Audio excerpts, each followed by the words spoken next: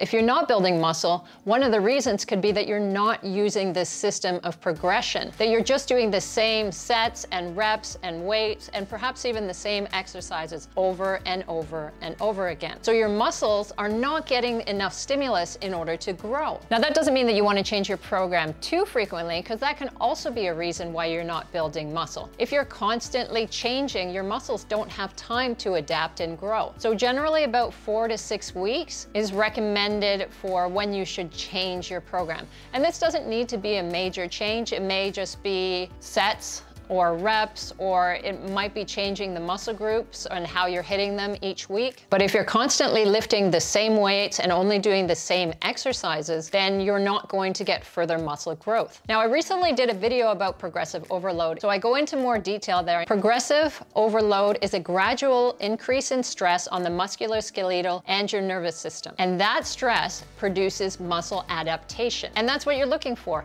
an increase in muscle size and strength. Another reason why you're not building muscle is the frequency of your training. Ideally, you want to train each muscle group twice a week, but that doesn't mean just 2 workouts a week. It's really hard to do all the muscle groups in one session and then hit them twice. Full body workouts can be a good idea, especially at the beginning, because you really don't have anything that you're building on yet. I've seen some clients get muscle building results on 2 workouts per week, and that's with a structured, progressive program where they're pushing themselves quite hard. That usually only happens for people at the beginning of their training. Once you've been training for a couple of years, you need to increase the frequency of training. So if you really want to optimize your muscle building, you need at least those 3 or 4 sessions a week. Some people can do up to 5 and still have good recovery and growth. So you want to look at how many times you're training, and if you're not building muscle, maybe it's not enough. It's also possible that it's too much training and you're not giving your muscles a chance to rest and grow. If you're constantly coming into your sessions really exhausted, then you're never going to be able to push the kind of loads that are going to get you muscle growth. This can particularly be an issue as we get older, into our late 30s, 40s, and beyond. Our recovery is not as good, so you need more time in between your sessions so that you can really get the maximum muscle building benefit. So I tend to recommend that 3 to 4 times a week as an ideal muscle building range. When we talk about too much of something, cardio can also be an issue. So I'm not talking about doing a half an hour walk a day, because I think that's a great added benefit in terms of calorie burn, and it's not going to exhaust you for your weight training sessions. That's a key part of it. If you're doing 3 HIIT sessions a week and then an hour run on the weekends, then you may not be giving your body enough chance to recover and for your muscles to grow. So while you might burn more calories if you do a very intense cardio session quite often,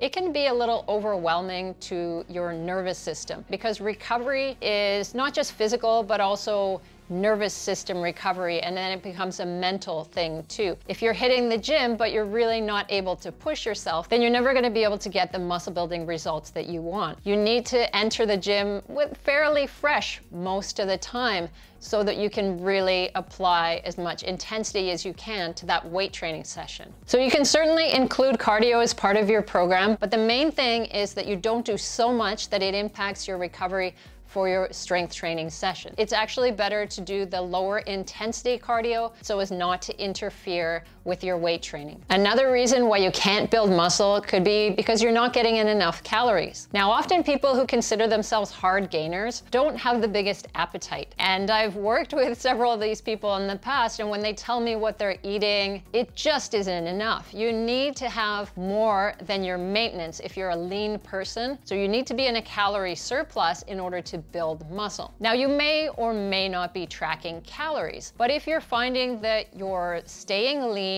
but you're not seeing any muscle growth, you're likely not taking in enough calories to build that muscle. So it's easy enough to just add about 250 extra calories. It could be a small snack to each day, and then see how it adds up. If you see some changes after 2 or 3 weeks in terms of muscle building, then that might be a good indicator that you haven't been eating enough. enough. For people who are naturally very lean, it's often challenging to get in the number of calories that they really need to build muscle. And it often feels like force feeding yourself food that you don't want, which is a problem that, a lot of people would want. But if your main goal is to put on mass, put on muscle, it often can feel like a chore too. And particularly the other thing that can prevent you from not building muscle, which is not getting enough protein. So your muscles need that protein to recover and grow. I generally recommend 0.7 to 1 gram of protein per pound of body weight. If you're a person who enjoys protein, you might want to be on the higher end. If you have a hard time getting that much protein in, definitely put yourself on the lower end and set a goal that's realistic for you. Even if you're not tracking calories, it's a good idea to at least find out how much protein you're having on a regular basis. We tend to eat the same things day in, day out. So if you just make sure that you have the right amount of protein per meal, then you'll often end up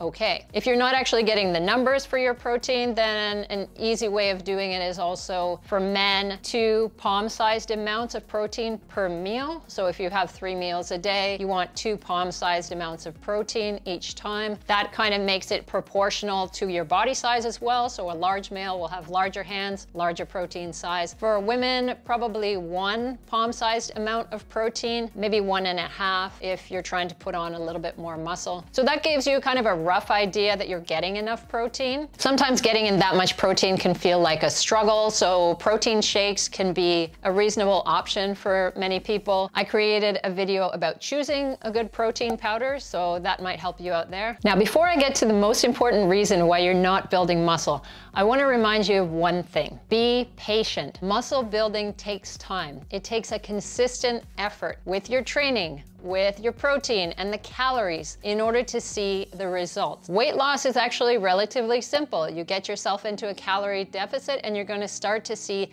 that fat come off. But for building muscle, you really need to be consistent with the stimulus that you're providing for your muscles and with the fuel that you're giving them as well. Gaining muscle takes time. And the most common reason why people don't build muscle is they're not working out hard enough. I've seen this for years at the gym because people are not doing a true progressive overload, or they're not really doing their sets to failure, or at least to fatigue when you're finished. In terms of beginners, we want them to go until their technique starts to get a little bit wobbly.